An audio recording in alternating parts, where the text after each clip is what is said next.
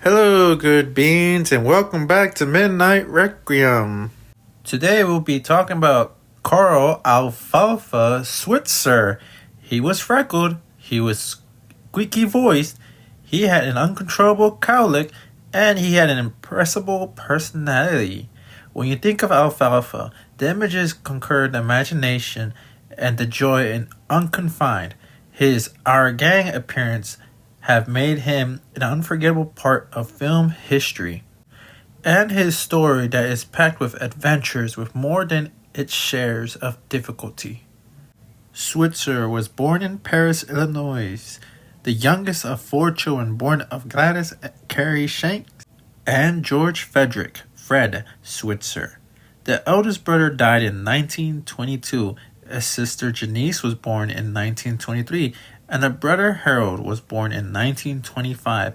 He was named Carl Dean after a member of the Switzer family and many relatives on his grandmother's side, respectively. He and his brother Harold became famous in their hometown for their musical talent and performances. Both sang and could play a number of instruments. The two boys created quite a sensation singing at auctions and various functions near their parents' farm in Illinois.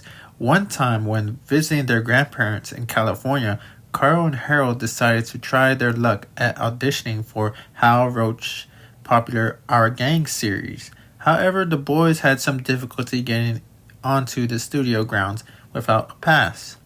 So the two stood outside the commissary and amidst the midday lunch crowd, started singing. The commotion caught the attention of Hal Roach, who instantly secured the boys for the current Our Gang comedy. The aptly titled 1935 short, Beginner's Luck. His first nickname in the gang was Hayseed, but it was Alfalfa that stuck, and within a few weeks, Alfalfa had established himself a formidable talent and a dynamic combination of personality and talent. His perfect handling of dialogue was combined with a most unique penchant for singing. He gave new meaning to every song he sang. Alfalfa's country roots definitely influenced his first appearances in Our Gang films. Soon, however, he took on a different persona as a slick, wisecracking kid with a typical costume of a three-piece suit, necktie, and fedora hat. His singing style evolved as well. He strayed away from the hillbilly country boy tunes, opting for the unlikely role of crooner. This was so ironic and so comically brilliant because his unpredictably squeaky voice quickly made a romantic ballet something of a comedy romp. Alfalfa appeared in Our Gang comedies from 1935 through 1940, and the images of indelible, his comic antiques with Spanky, his romantic entangements with Darla, his rivalry with Butch, and his love affair with the movie-going public. Truly, his character had impact, and his screen image in Our Gang films would cement his immortality. As happens with all child actors, eventually there came a point when Alfalfa became too mature in voice and appearance to continue with Our Gang series. He made his final appearance in a short called Kitty Cure in 1940.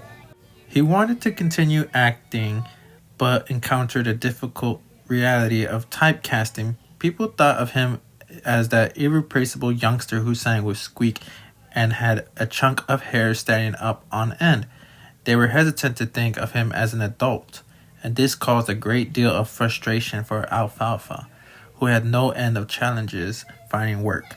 He had plenty of bit roles in such films as State of the Union and Pat and Mike, both with Spencer Tracy and Katharine Hepburn, My Favorite Blonde with Bob Hope, and a series geared around the Gas House Kids, which reunited him with a fellow Our Ganger, Tommy Butch Bond.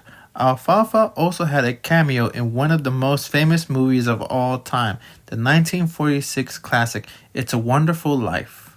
However, try as he could, Alfalfa could never eclipse in the shadow of Our Gang.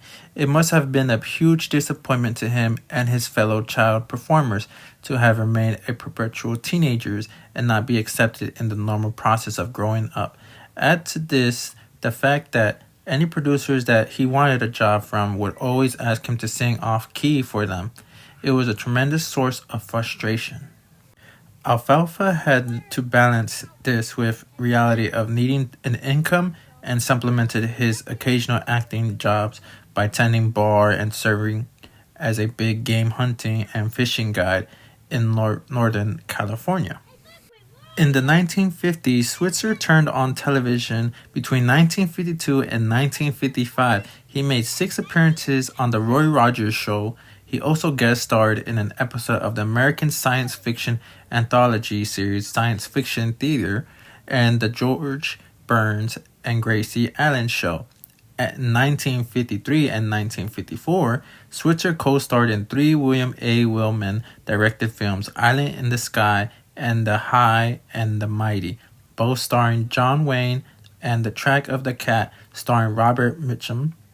In 1956, he co-starred in the Bowery Boys film Dig That Uranium, followed by a bit part as a Hebrew slave in Cecil B. DeMille's The 10 Commandments. Switzer's final film role was in 1958 drama The Defiant Ones.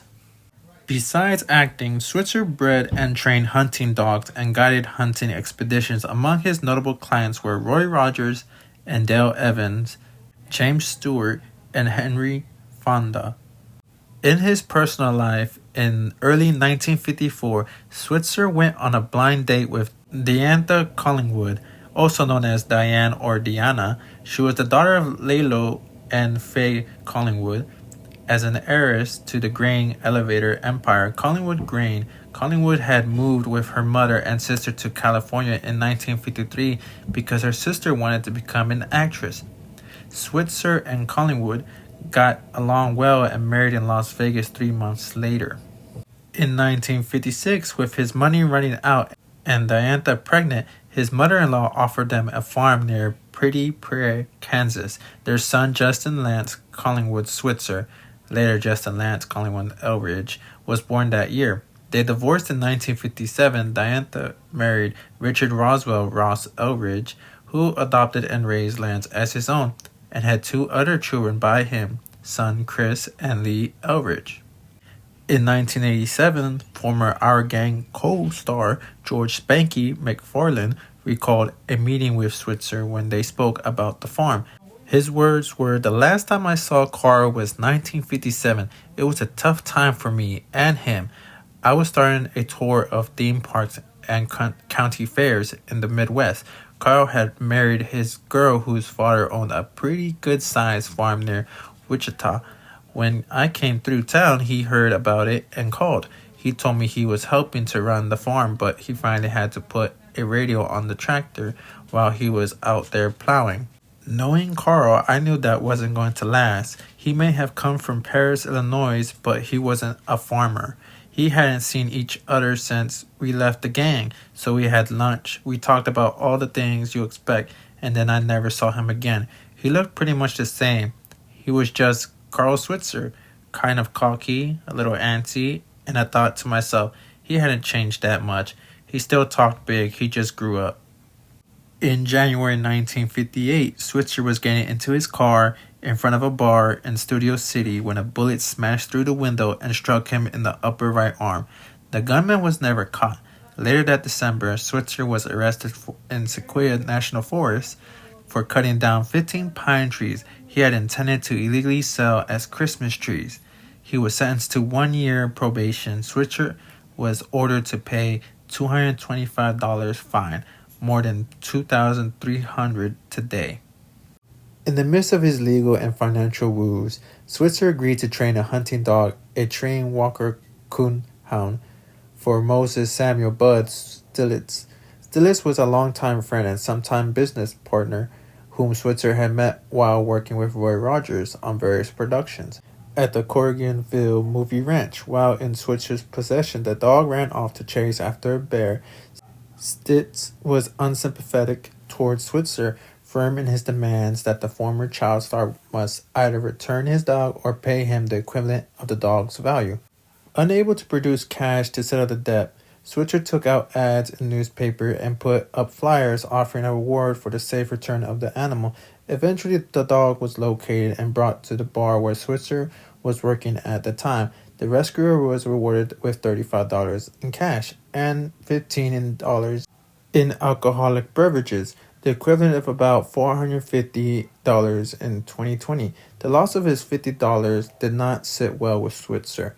During an emotional conversation with his friend Jack Piot, a 37-year-old unit still photographer that took place a few days later, the two decided that Stillitz should reimburse Switzer the finder's fee. Their argument was the dog was Stillitz and not Switzer's. The two arrived at Stillitz' home in the Missions Hills at 10,400 Columbus Avenue. Stillitz shared the home with his wife, Rita Corrigan, and his stepchildren. Switzer and Piot attended to demand money from Stillitz.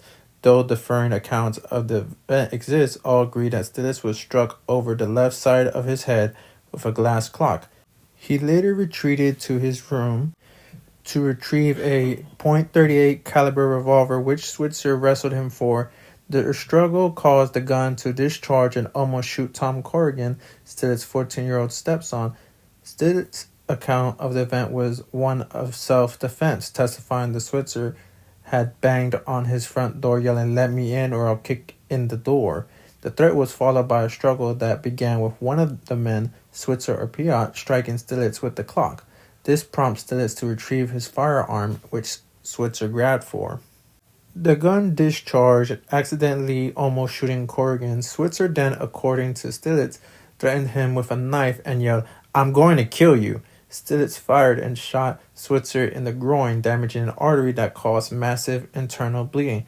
Switzer was dead when he arrived at the hospital. Tom Corrigan's account differed significantly from his stepfather's. He told investigators that Stillitz shot Switzer as he and Piot were leaving after the gun's accidental discharge that almost hit Corrigan.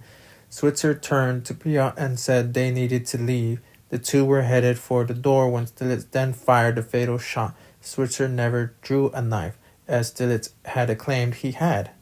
Corrigan was never called to testify at the coroner's inquisition, and Stillitz testified in his own favor. His testimony was taken to be truthful, despite physical evidence that contradicted his account and his past pre-jury conviction years later. Corrigan stood by what he told officers and had happened that night, and said his stepfather did not have to kill Switzer. Later on, the shooting was judged to be self-defense. During the inquisition regarding Switzer's death, it was revealed that what was reported as a hunting knife was in fact a penknife. It had been found by crime scene investigators under his body. Over 42 years later, in January 2001, a third witness came forward and gave his version. Tom Corrigan, the son of Western movie star Ray Crash Corrigan and stepson to Moses Stillitz, was a child who was present the night Switzer was killed. It was more like murder, Corrigan told reporters. He said he heard the knock on the front door, and Switzer said Western Union for Bud Stillitz. Corrigan's mother, Rita Corrigan, opened the door to find a drunk Switzer complaining about a perceived month-old debt and demanding repayment. Corrigan said Switzer entered the house first, followed by Jack Piot. Switzer said he was going to beat up Stillitz, and Stillitz confronted Switzer with a .38 caliber revolver in his hand. Corrigan said that Switzer grabbed the revolver and Stillitz and Switzer struggled over it. He said Piot broke a glass domed clock over Stilitz's head, causing Stilitz's eye to swell shut. During the struggle, a shot was fired into the ceiling and Corrigan was struck in the leg by a fragment. Corrigan said his two younger sisters ran to a neighbor's house to call for help. "Well, we shot Tommy enough of this," he said. He recalled Switzer saying just before Switzer and Piot started to leave the house.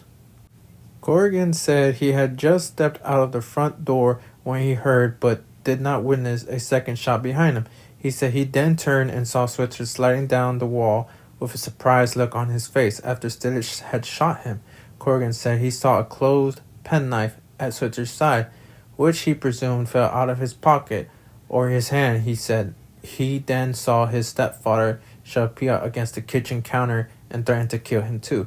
Corrigan said they heard emergency sirens as Piot begged for his life, and that he thought this was the only reason Stillitz did not kill Piot. Corrigan said his stepfather lied in his account of the event before the coroner's jury. Corrigan said a Los Angeles Police Department detective interviewed him and asked if he would testify before the judge. Corrigan said he agreed to, but he was never called before the court. He didn't have to kill him, Corrigan said decades later. Moses Stilitz died in 1983 at the age of 62.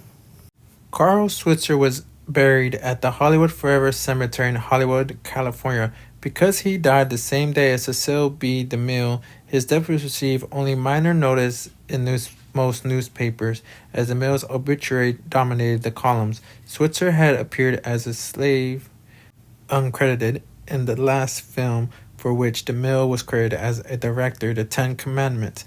Switzer's gravestone features a square and compasses of Freemasonry and an image of a hunting dog reflecting his dog training hunting guide interests at the time of his death.